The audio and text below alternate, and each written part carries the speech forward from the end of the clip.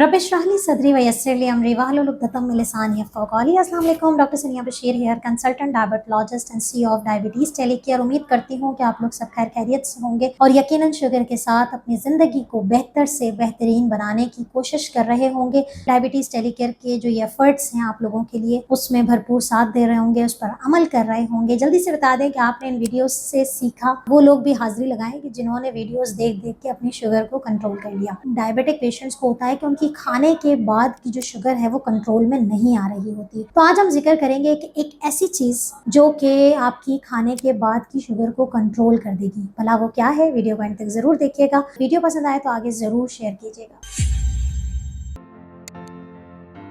बहुत सारे फैक्टर्स भी होते हैं और बहुत सारे इलाज होते हैं, बहुत सारे तरीके होते हैं कि आखिर आपकी खाने के बाद की शुगर कंट्रोल क्यों नहीं हो रही। लेकिन आज हम बात करेंगे खास तौर पे बादाम के बारे में, आलमंड्स के बारे में। इसका रिलेशन बताएंगे कि अगर आपके खाने के बाद की शुगर कंट्रोल नहीं हो रही तो बादाम किस तरीके से आपका साथ दे सकती है। हमें पता है कि बादाम बहुत महंगे हैं, आसान नहीं है सबके लिए अफोर्ड करना, लेकिन देखिए ये वीडियो सबके लिए बनाई जा रही है। तो अगर आप थोड़ा बहुत चीज़ों को, बहुत सारी दूसरी चीज़ों पर अगर आप खर्च करते हैं तो थोड़ा बहुत अगर हम अपनी सेहत को देखते हुए और अगर आपकी अफोर्डेबिलिटी में होता है, या अगर आप जैसे ही मौसम चेंज होता है तो कुछ खुश्क मेवा खाया जाता है, और ये बड़ी अमूमी बात है। बादाम जो है वो किस तरीके से आपकी शुगर कंट्रोल में रोल प्ले करती है, याद रखिए बादाम के अंदर अच्छी चिकनाई है, फैट मौजूद है, लेकिन कौन सा वाला? Good fat. इसके अंदर फाइबर है, इसके अंदर प्रोटीन है, इसके अंदर मैग्नीशियम है। ये तमाम चीजें मिलके बेसिकली आपके खाने में मौजूद जो शुगर है, चाहे रोटी की सूरत में है, चाहे चावल की सूरत में थोड़ा बहुत, ऐसा नहीं है कि आपने वो ज्यादती कर लेनी है कार्बोहाइड्रेट की, लेकिन जो आप नॉर्मली खाना खा रहे हैं उसके अंदर जो शुगर मौजूद है, अगर आप अपने खाने से पहले या खाने के दरमियान ये बादाम का अगर इस्तेमाल कर लेते हैं तो स्टडीज ये कहती हैं कि आपकी शुगर खाने के बाद वाली कंट्रोल हो जाएगी। कैसे और कितनी ये भी बताती हूँ। जो बादाम है वो रिच है इन तमाम चीज़ों में, जिसकी वजह से इसका जो ग्लाइसेमिक इंडेक्स है, शुगर बढ़ाने की सतह, वो कम है।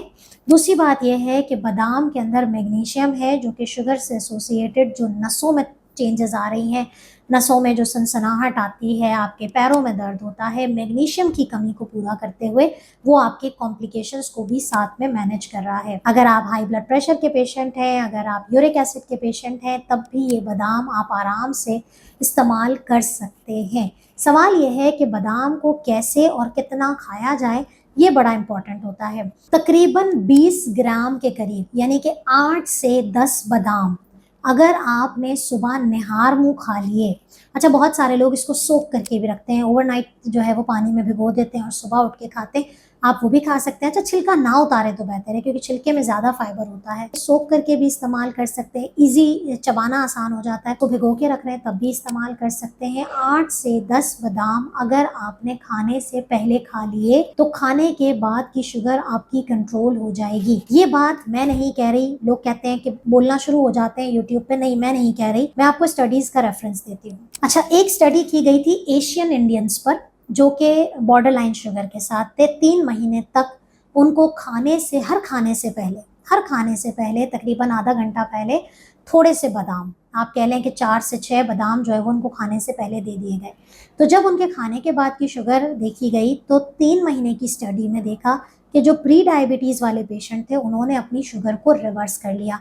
यहाँ एक बात कहना चाहूँगी कि देखिए, सिर्फ ये एक फॉर्मूला नहीं होता कि बादाम खाएं और बाकी सारा दिन शुगर ओवरलोडेड चीज़ें खाते रहे, नहीं।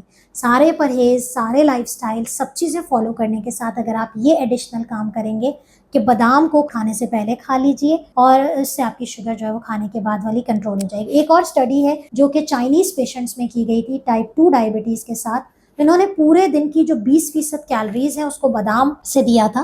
4 हफ्ते में इनकी जो फास्टिंग शुगर है, इंसुलिन है, कोलेस्ट्रॉल है, वो सब के सब नीचे कंट्रोल पर आ गया था। इसके बाद एक और बड़ी इंटरेस्टिंग स्टडी है, तकरीबन 2021 में हुई थी। उन्होंने भी यही रिप्रेजेंट किया है कि बादाम के इस्तेमाल से जो है वो बहुत ज़्यादा इंसुलिन रेजिस्टेंस में चेंजेस देखने में आई। तो अगर आप इवन PCOS के साथ हैं, आपका कोलेस्ट्रॉल बढ़ा हुआ है, आप में इंसुलिन रेजिस्टेंस की साइन है, तो आप आलमंड्स यानी कि बादाम का इस्तेमाल कर सकते हैं। एक स्टडी की गई थी 16 हफ्ते की, जो कि अडल्ट पेशेंट में, यानी कि जो मिडिल एज पेशेंट होते हैं 21 साल से 70 साल तक की उम्र वाले, स्टडी की गई थी। HbA1c मोर देन 5.7 था और तकरीबन रोज़ाना जो है वो 20 से 25 ग्राम बादाम का इस्तेमाल किया गया और स्नैक में उसको रिप्लेस किया गया।